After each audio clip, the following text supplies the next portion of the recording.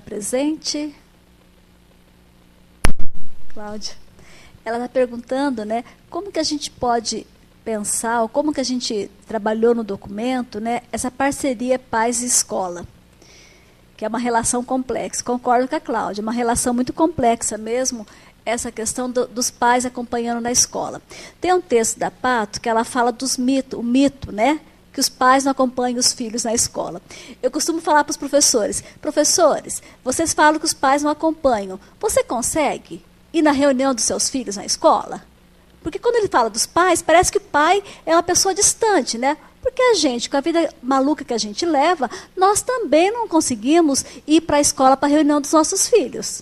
E a Pato dizia, aquela mãe que trabalhou o dia inteiro, teve 2 empregos, trabalhou de manhã, trabalhou à tarde, chegou em casa, lavou o uniforme e garantiu que a criança tivesse um caderno. Essa mãe, ela não acompanha o filho na escola, né? Então, eu acho que a psicologia ela pode colaborar no sentido de trazer para a escola, contextualizar que pai é esse.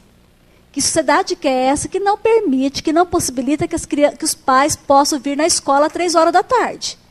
A gente tem trabalhado com a escola no sentido de levar a uma prática, uma atividade que não traga o pai para a escola somente para falar que o filho não está indo bem. Não para trazer queixas. E algumas práticas que a gente teve já na escola, de formação de pais, foram muito interessantes. Trabalhando com a importância do brinquedo, trabalhando com a questão da sexualidade, trabalhando com a adolescência, trabalhando com a educação. Pais... Eu lembro muito de um trabalho que a gente fez na zona rural, de pais que estavam assim, né? Muitos deles não sabiam ler e escrever, mas que quando a gente marcou uma reunião, eles vieram. Então, eu penso que a psicologia, ela precisa sair desse lugar de culpabilização dos pais, porque a escola já vem fazendo muito isso, e resgatar que pai é esse. E mostrar para o pai que, embora ele não saiba ler e escrever, ele pode participar da escola exigindo uma escola de qualidade para o filho dele. Embora ele não saiba ler e escrever, ele pode mostrar interesse quando ele prepara o material, cria regras, cria rotina, não deixa a criança faltar na escola. Então, nesses anos todos que eu tenho trabalhado com a psicologia escolar, eu tenho percebido que é um mito falar que os pais não querem que os filhos não acompanhem os filhos, que os pais não querem que as crianças aprendam. Toda vez que a gente conversa com um pai, com uma mãe, desde aquela mãe que está lá numa escola, que é a escola mais cara da cidade, como aquela mãe que está lá, né, distante, numa zona rural, eles querem que os filhos aprendam. Eles querem, talvez eles não saibam como fazer isso. E a gente, psicólogo, pode orientar, pode ajudar.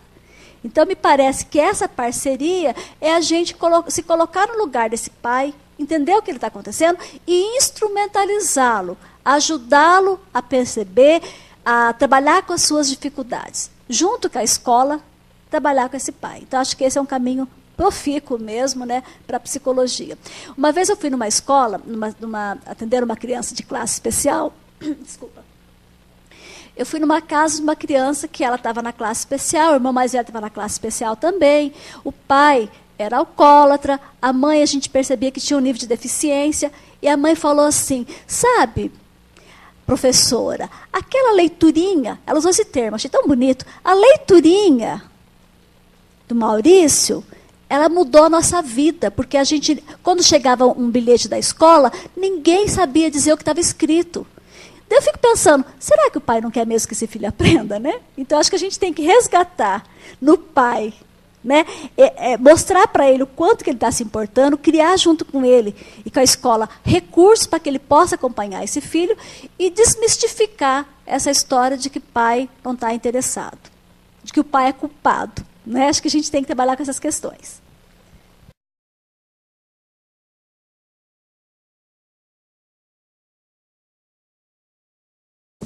E tem uma pergunta da Monique Rocha, muito provocativa, que diz assim, qual é a devida atuação do psicólogo diante de uma escola carente, com alunos desmotivados e professores resignados? Eu acho que a primeira coisa é nós rompermos com essas crenças, de que nós temos uma escola carente, de que nós temos alunos desmotivados e professores resignados, né? Monique, eu acho que esse é a Marilda está fazendo essa provocação em relação aos pais, né? A visão que nós temos preconceituosa em relação aos pais das classes trabalhadoras, né? E eu acho que nós também acabamos construindo para nós um estereótipo que está posto na sociedade, né? De que os pais são desmotivados, de que as crianças são desmotivadas, de que os professores são resignados, né? Ao contrário, o movimento dos professores é um movimento fortíssimo no Brasil inteiro. Os professores não são resignados, né? Eles são uma das categorias que tem lutado mais intensamente pela melhoria da sua qualidade profissional, né? Uma das categorias mais organizadas do Brasil. Se depois dos metalúrgicos, né, os professores são a segunda categoria mais organizada do Brasil. Então, nós temos aí uma história não de resignação, mas uma história de resistência, uma história de luta, uma história de busca de uma democratização do processo de escolarização. Nós tivemos a primeira Conferência Nacional de Educação em 2010, teremos a segunda em 2014, né?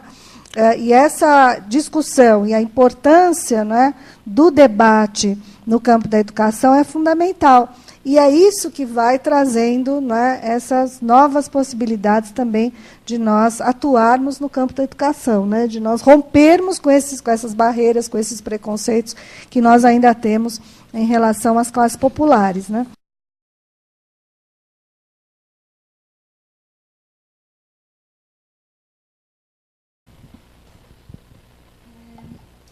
Tem uma pergunta aqui da Cristina Pinho, de Vitória da Conquista, Bahia. Ela está perguntando como que a gente tem discutido a formação do professor, qual a intenção de dar continuidade a essa discussão. Ela fala de que o professor tem uma formação bastante precária, a graduação mais curta, com maior número de aulas à distância, mais baratas nas instituições particulares, em sua grande maioria, com uma transmissão de saber fazer retrógrado.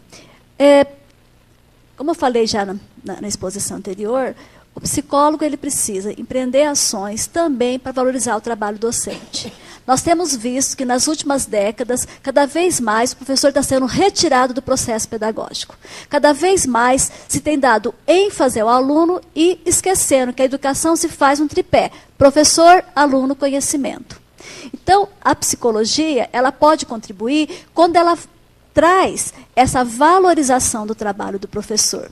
E não podemos também deixar de entender que o professor está tendo uma formação muito precária.